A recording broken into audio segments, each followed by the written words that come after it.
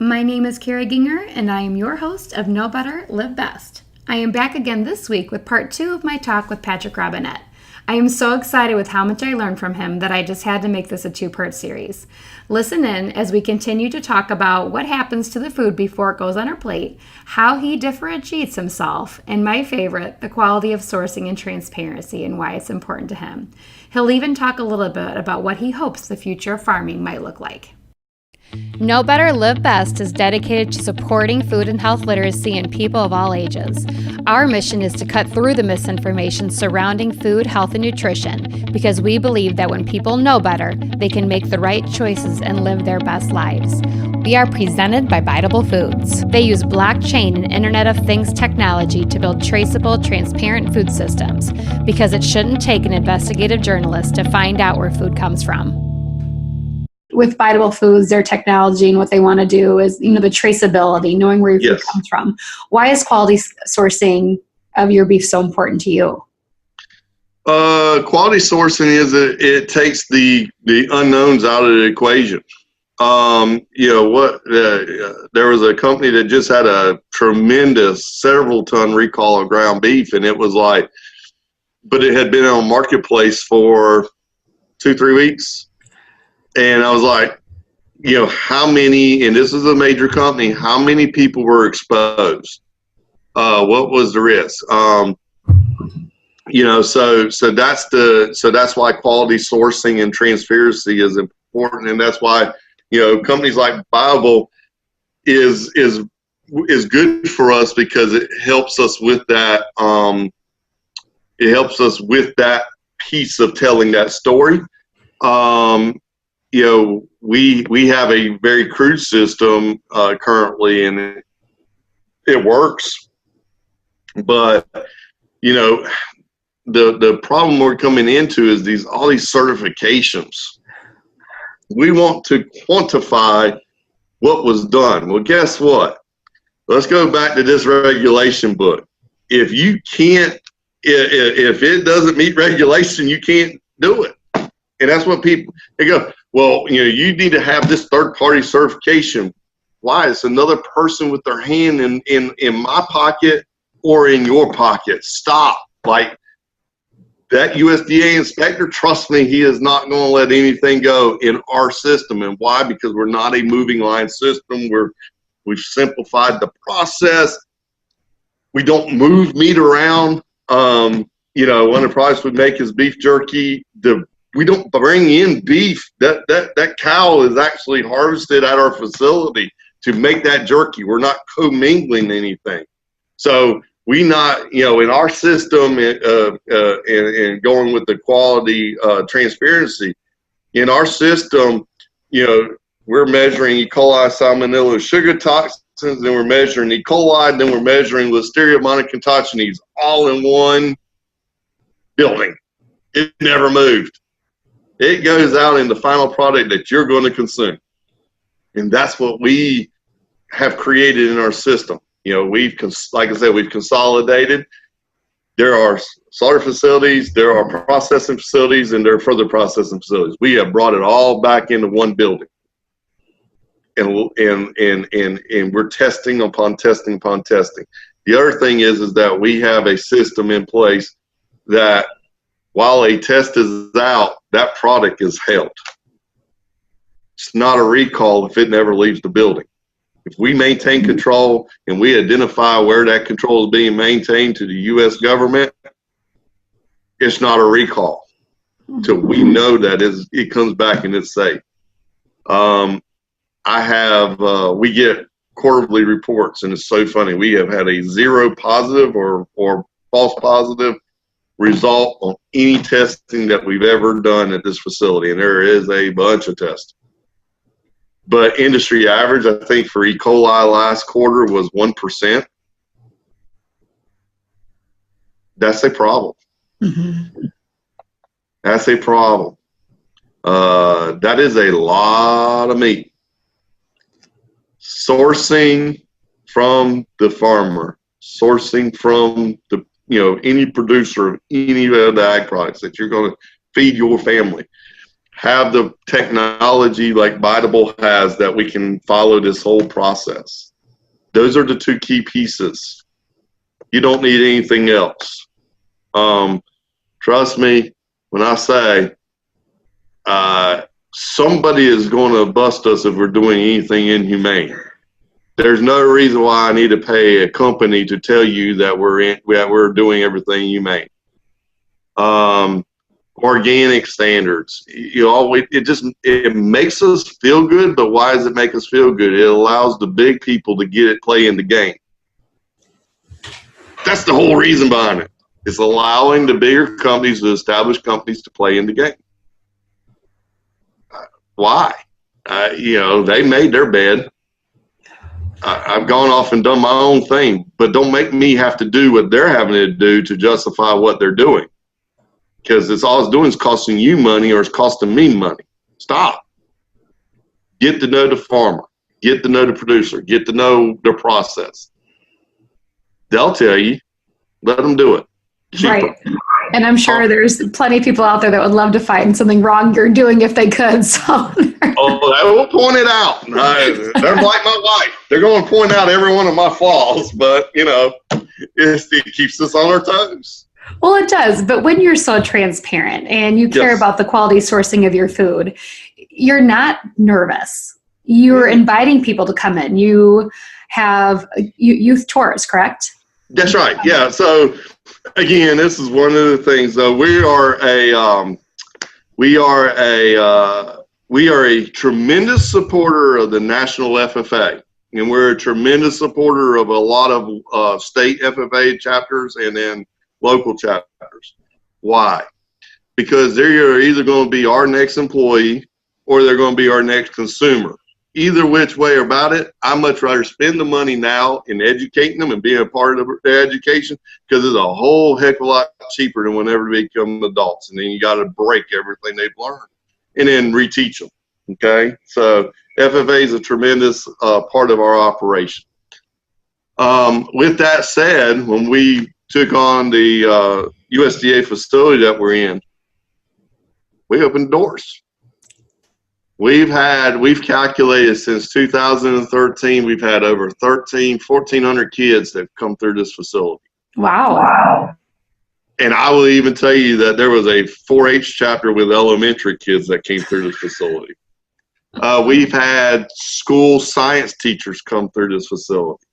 Biology, chemistry, physics teachers, bring their kids through this facility. But the biggest group is the ag kids. And here's what's so funny about it. The tour starts in the pen. We're going to start at the very, very, very, very beginning of this whole process, because we know everything about the production of a cow or a pig or a chicken. We know, old MacDonald had a farm. We sing it all day long. But then we kind of pick it up with, it shows up on the plate. You said it earlier. It just showed up on the plate. We don't all that's involved in this. So we start in the pens, and we start talking about antemortem inspection, and we talk and then we talk about the humane handling of the animals and the design of it. And literally, we do not miss a room. We go to the pen, to the slaughter floor, and what we're doing is we're following from beginning all the way to the end. Every step of the process, the aging cooler, the processing room, the holding cooler, a product holding cooler, the further processing room, the shipping dock. And then on the shipping dock, we have a grill set up with burgers. And the reason for it is not being cruel, is not being, insensitive. It literally is, I want them to associate every piece that was there. And we are not only physically seeing what we're doing, but we're also talking about HACCP plans, the hazard analysis field control points. We're talking about the 5-step scientific reasoning that we're having to do of every single step.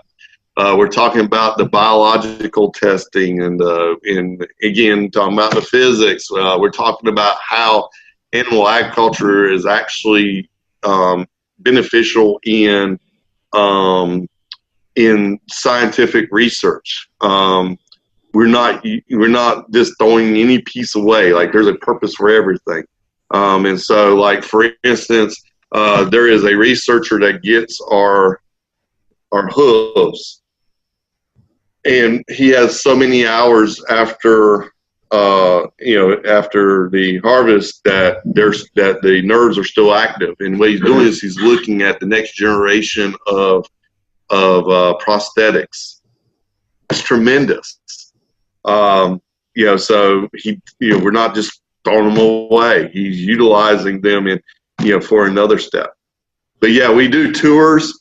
The kids love it. The kids come out of here very energized.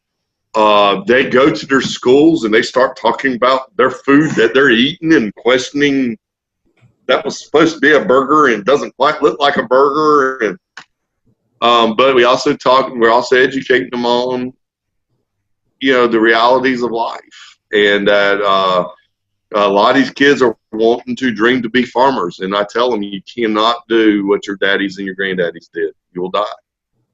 You got to realize that you got to be different. You can listen to them. Please listen to them, because they are the foundation of where we've been. But you cannot emulate what they did. It will not work. And that's what, we open the doors. Very transparent.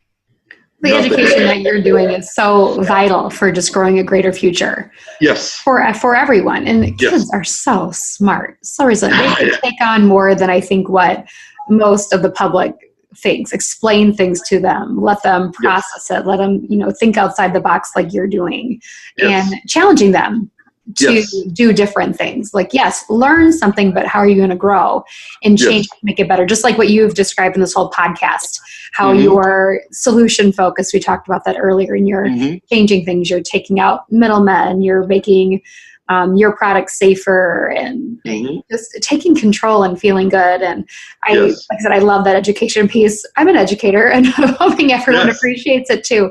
But it makes me so happy when you're getting the public in there and you're getting the youth in there, and it's amazing. So thanks for that.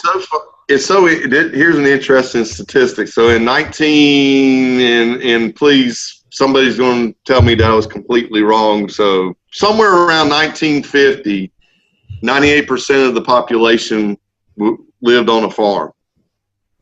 Today it's 2%. We are one generation removed, 2 generations removed off the farm. And we're 2 generations removed off the farm, and that's scary. We don't have a realization. And again, farmers need to tell the story, because it's almost like we spend a lot of time up in the Appalachian Mountains, and there's a lot of my dad's family's from up there, and that's what they do, to sit on porches and the old people tell about the past. We need to tell that. We need to have that dialogue, and because if not, they're further removing themselves. And then we get into this whole petri dish growing food mess. Like, stop. It's not, I don't know. Our bodies, we're just not there to receive what the reaction to our body digestive system is going to be. It's very worrisome. But yeah. Our body needs more food, and I'm a firm believer in that. And so you've talked a lot about where you need to go. So, and you've actually touched on this already, your vision of future farming. Like I said, you're telling the youth to see what needs to change, like learn from the past, because the past is important. But what's your vision? Because you're already making it happen. I can see that. Yeah. My vision to the future of farming is that we're working to remove out this box beef industry. And again, we want to sit there and fuss all day long about the why that people do things, and we got to get down to realization it's about money. We scaled down the varieties of cuts and meats, things that we have because of the cost of warehousing. you know, at the end of the day, it's a business. Everybody's in a business. And so, but is our goal to remove out this box beef industry and let's start utilizing parts as what they're intended for. Ground beef was only intended as a last resort. My wife actually spent 30 days in Uganda and working with farmers there. And it was so funny to her. They never heard of hamburger, never heard of bologna, never heard of hot dogs, never heard of beef jerky. Never heard of it. They literally hang the carcass on the side of the road, and you walk up and you say, I want 2 pounds of meat. And they start on the bottom, they whack off 2 pounds of meat, they package it up. They've never heard of refrigeration, freezer storage. None of that. So let's get, again, we've complicated the simple stuff, and now we're trying to re-simplify it again. But anyhow, so that's first step of vision, is that we get the diversity of flavors and pieces. People like Anthony Bourdain. There's a chef friend of mine named Preston Cravey. Another chef friend of mine, Trey Cleveland. Man, the things that they do is just had a good friend of mine. He passed away this winter, Sari Gagassi, and he presented cow tongue on the plate in Raleigh, North Carolina, and people didn't balk at it. They didn't know what it was. I knew what it was because he got it from me.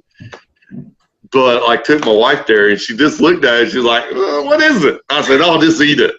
And she's like, oh, my God, this is good. I'm like, yeah, you're eating cow tongue. Why? Oh, you want to get back into this thing. It'll take less animals needed to be slaughtered to feed the people. But also we start diversifying the cuts so we can diversify our palates and our flavorings and other ingredients coming. So that's step one. Step two is we want, it is our goal, our vision, to remove these artificial labels. Okay?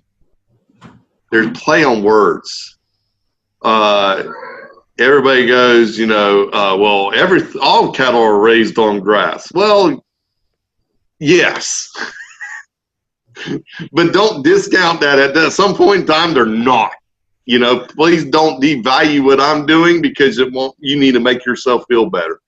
Or it was, the other one was, that's good, is we say we're not using antibiotics in our operation.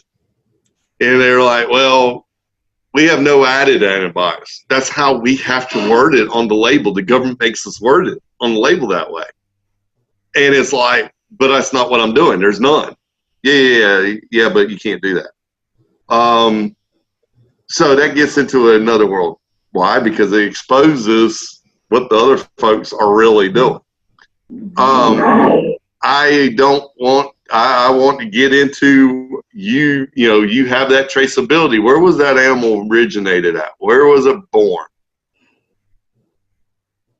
We need to bring back Country of Origin Labeling Act. We need to bring back, and just hold firm on it.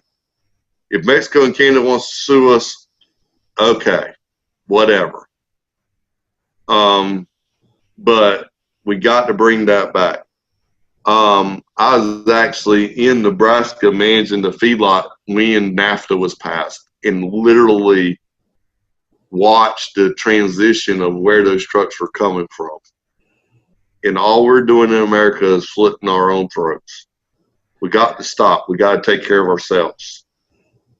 We can't be the world savior if we are crumbling our own infrastructure. We've got to get that back. The other thing of the vision is that we stop we're working to stop the changes into how bacteria are.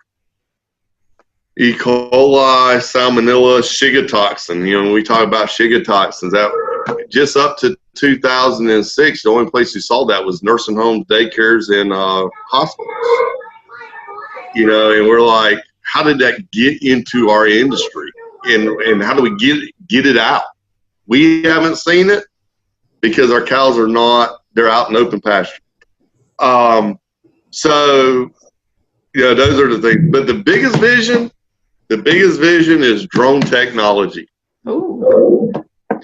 We want to be able to, you order our beef, and then it's cut right on the spot, and then it takes off and heads straight to your doorstep. That's the biggest vision. The freshest possible. My kids, I met the guy that did the drone stuff with Amazon. I met him by chance at a dinner, and I was picking his brain whenever, and this was years ago, and this is where the UPS piece, and we've talked to UPS about this. I believe what we're doing with UPS and relationship in the pieces that we support, pieces that we put in place, is the step before drones. It will be where you order your cucumbers, and Farmer John's going to go out there and pick them, and then next thing you know, right now, UPS can literally go drive by the field and pick the box up from the corner of the field. That is such a vision for the future. When you're thinking, like, what's the future going to be like? Like, when my children are adults and you're looking around and that's drones. Yeah, my daughter was my daughter was a junior in high school. She just got her driver's license, and we were driving up to Richmond and making her drive up. I remembered the time. I just got back from Kentucky and met this guy, and I was talking about it to my wife, and my daughter literally goes, "Meet George Gibson." I was like, exactly. Like, this is like, we didn't even realize what we were watching, and it was somebody's cartoon vision, but it's reality. And I think it's faster, it'd be here faster than we know it. There's a stat out there, by 2025, 64% of all shopping will be done online. That is the reason why I'm in Amazon. I'm getting my foot in the door now. You're smart. Well, that's yet to be determined. So, but yeah, that's my vision in agriculture. I love it. I just think the future is very exciting, and I love what you're doing with sourcing of food and how much you care about your product, and I'm sure how well you sleep at night knowing what you're putting out there. And I'm laughing a little bit too. I don't know if you heard my 4-year-old son come upstairs and is yelling things from the bathroom. Yeah. So if people hear that, hopefully it gives them a good laugh and they can relate to children. I'm just laughing here. But I love the drones. I love what you said about the labels, what's making you put labels. Yeah, I ate vegetables all day, but then I also had like that cookie and cupcake. So yeah, that's still in my body. It's kind of funny. It's like, yeah, it's still there. Just because you ate those vegetables doesn't mean it cancels out, the antibiotics. I think it's so interesting to think of it that way. And I think it's something for the public to kind of ponder about what's important, maybe to start asking questions for those labels. And that would really help companies like you that really care about what's going in. And so for the listeners out there that want to find you, how can they find you? Because I think it's important for them to do that, to look into and caring about their food. So we have our website is www.harris-robinette.com. We have our YouTube page, Harris-Robinette. We have our Instagram, our Facebook, and Twitter. I don't tweet as much. That instantaneous crap, I just don't have time. Is like, cows are out. No, let me stop and let me tweet that. That's just too time consuming. But anyhow, we're out there on the social media. I mentioned Amazon. That's a weird platform, and we're still learning it, but it's so much fun. But also the other thing that we want to make sure that we tell customers is that it's not just raw beef. We have we make our own pastrami line, our own roast beef line. It's all pre-cooked stuff. We have a hamburger, or a pre-cooked hamburger, hot dogs, and bologna. My wife looked at me when we were doing the bologna. When I started doing the bologna, she said, "Why are you doing bologna?" And she said, "It seems so cheap." And I said, "Well, the problem is in Eastern North Carolina, if you say filet mignon, they don't know what you're talking about. If you say fried bologna, they know they had 2 on Sunday. I was like, so let me get some good food items that they're used to seeing, and let's bring this, in front of them and start the transition off of. But the funnest product that we've ever created is our beef jerky line. It's Kiss My Grass Beef Jerky. It is made without the 6-syllable words. We worked with a couple chef friends to use true, real ingredients. So it's not flavoring. We actually have a store in Greenville, South Carolina, Greenville Jerky and Vine, that sells a jerky that we make. And it's so funny because we have a peach moonshine and apple maple bourbon jerky that we make, and we only sell it there because it is expensive to make, because we're not doing a bourbon flavor. We're actually pouring bourbon into the marinade.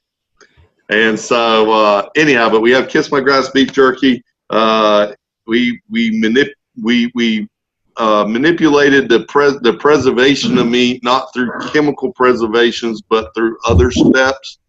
And so it's one of them safe, wholesome, correct proteins that you can eat, energy protein sources you can consume. So anyhow, but yeah, so those are the places you can find us.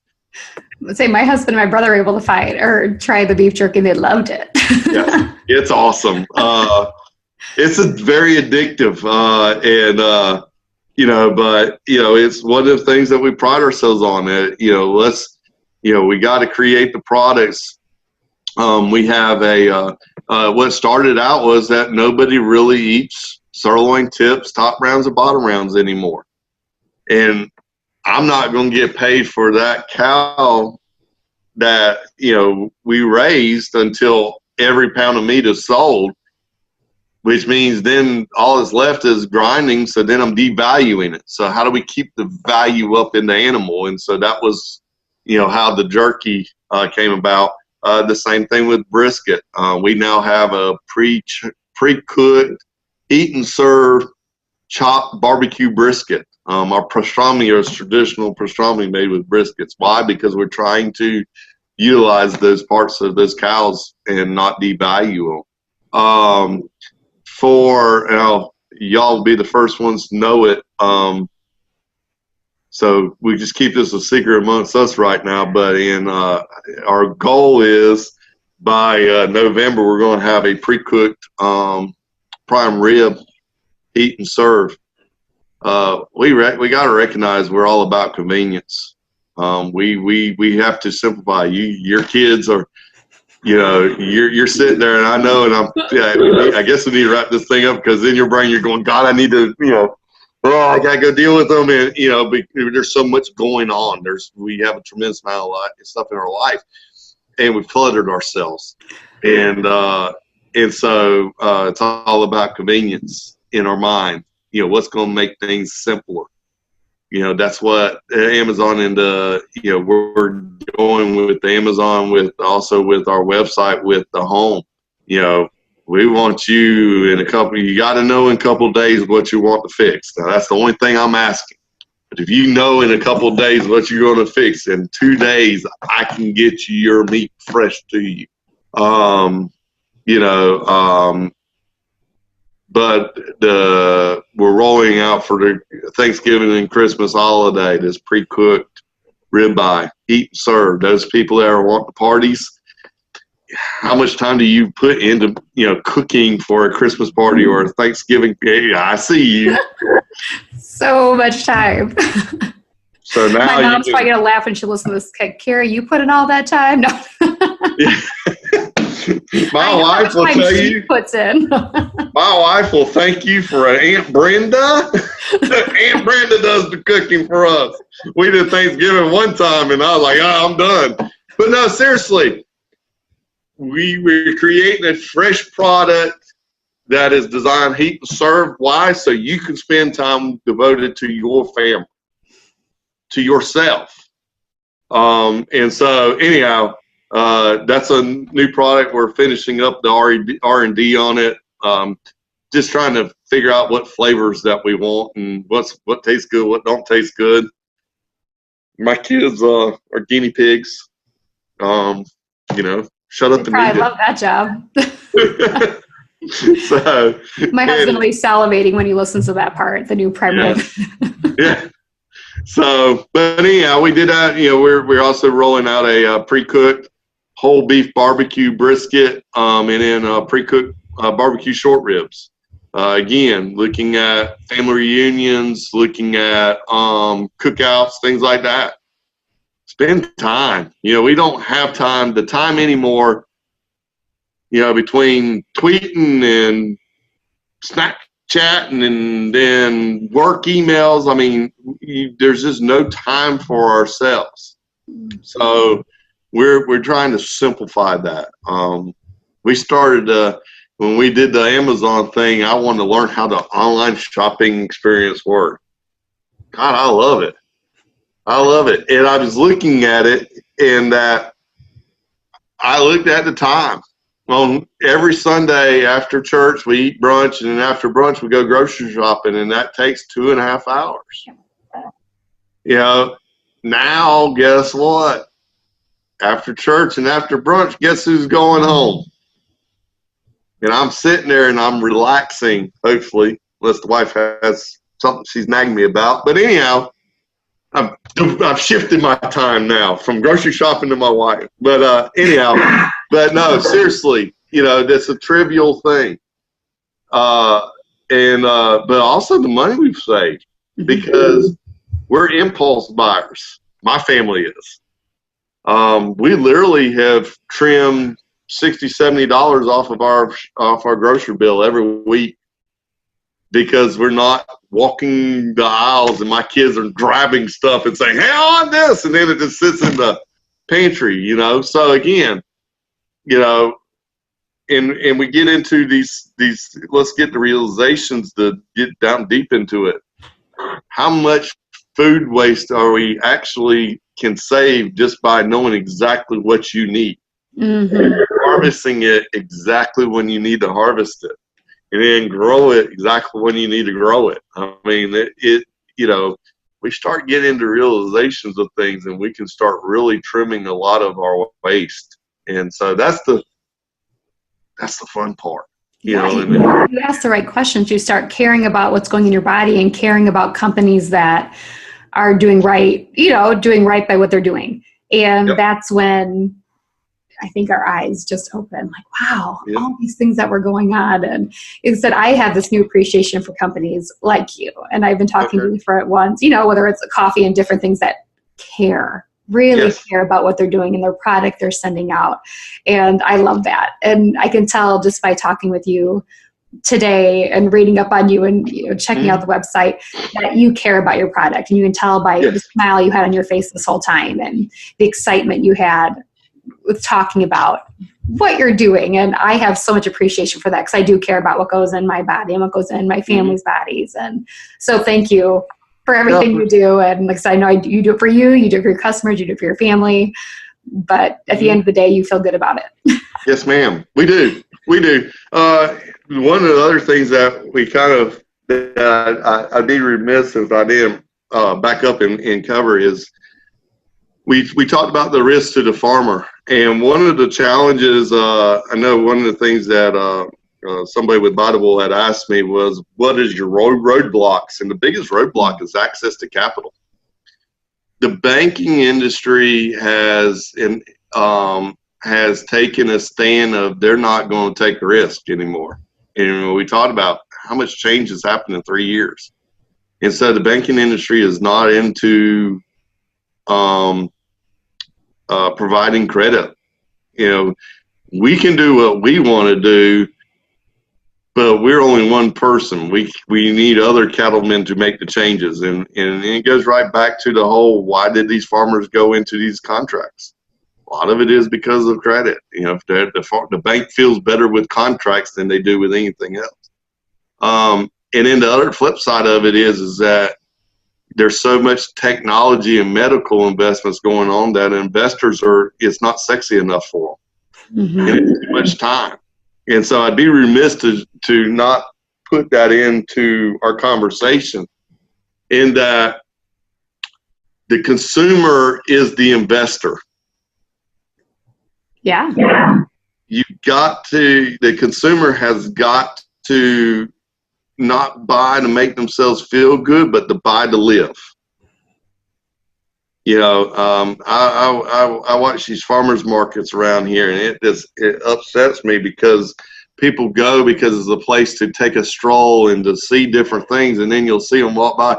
There's a guy who literally says, if I can get them to stop for 30 seconds, I'll sell them something. And he said, because they feel so sorry for me that they're going to buy. And I'm like, that's the wrong reason. We buy to live. We need to be buying to live. But the consumer is the investor, because the angel investors are not out there anymore. It's not sexy enough for them. The returns are not there anymore. And the banks are, with the banking laws and stuff, they're taking all the risk out of their equation.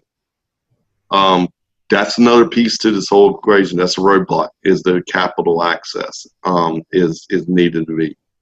So I didn't mean to, there's the ADD coming out, No, it's not. That's a really important comment, and I'm glad you did bring that up. I think that's really important. I think that was necessary for the listeners to hear.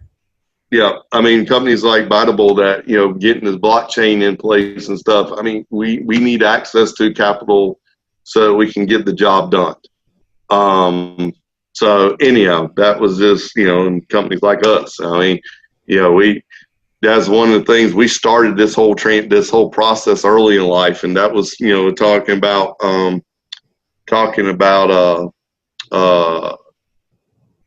what we're doing. We started it early in mine and my wife's relationship, that we have time to develop the retirement, hopefully. I keep telling her she wants a house. I bought her a slaughterhouse. That wasn't good enough. No. So I've committed. I got to build her a house or get her a house, and not do what we're doing. But no, we made the choice to make our own personal investment into this because nobody else was doing it. Mm-hmm. It would sure be nice to have people recognize the Bytables, the Harris-Robinettes, and the other companies like us, so that we can, share some of the burden to get there.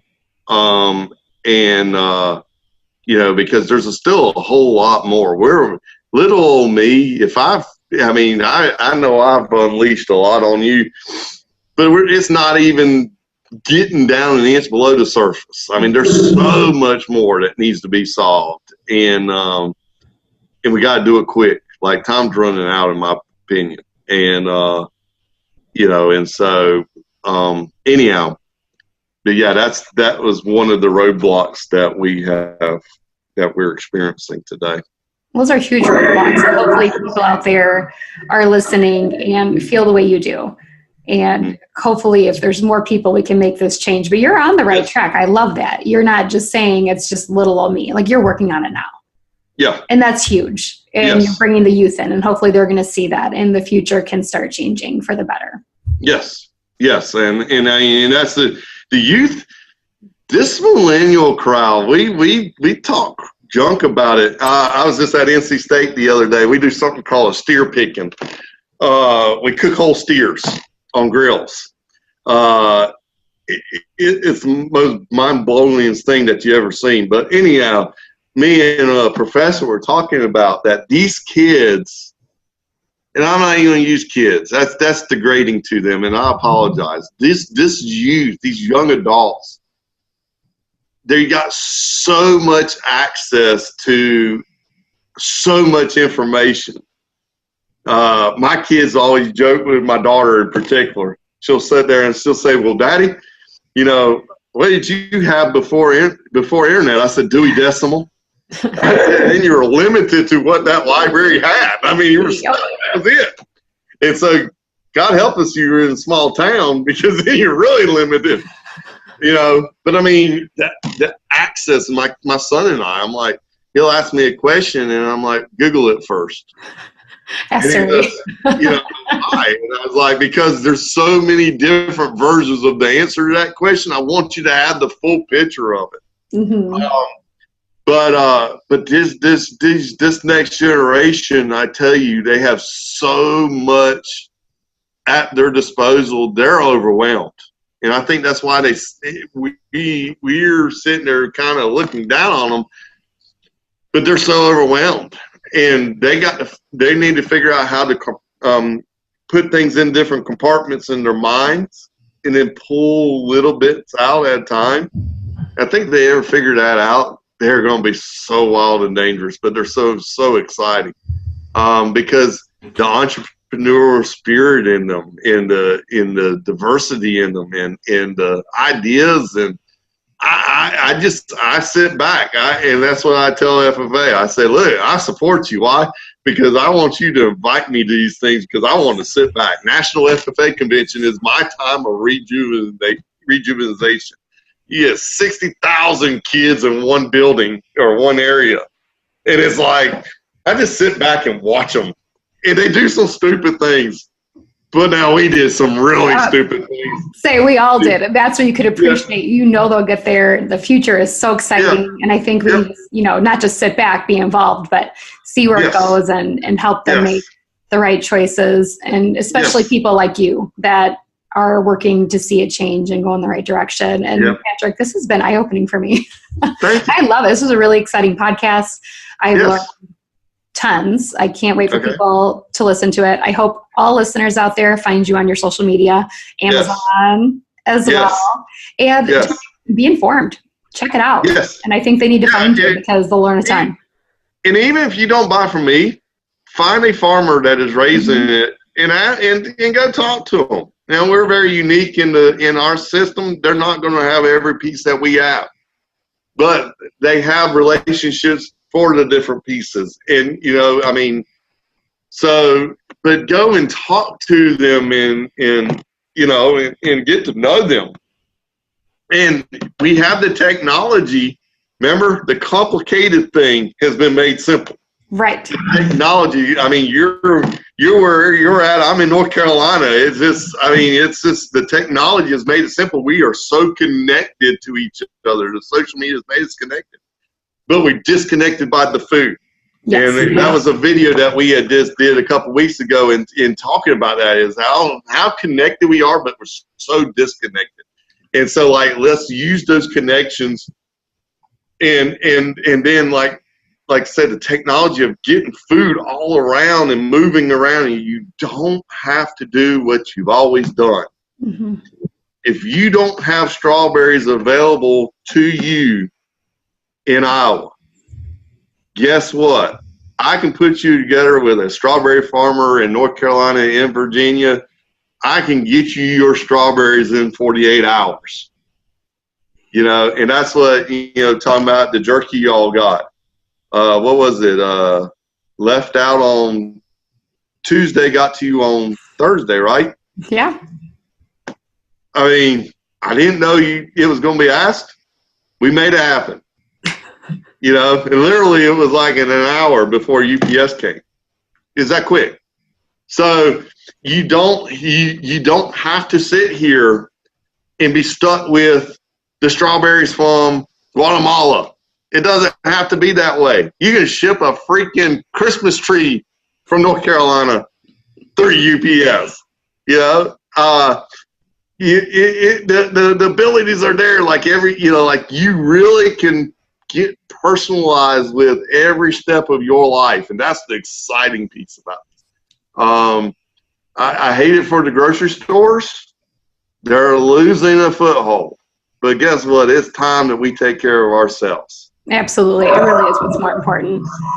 Yeah. And I appreciate your passion. I cannot wait for the listeners just to also hear your passion behind it and just be excited for the future. And thanks for giving us your time because it's valuable. Yes, ma'am. Am more than aware of that. So thank you for your time, and your word needs to get out there. So thanks again for coming on, Patrick. Yes, ma'am. Thank you for the opportunity that you provided me and for Bytable and Know Better, Live Best. We love it. Thank you so much. Talk to you soon. Yes, ma'am.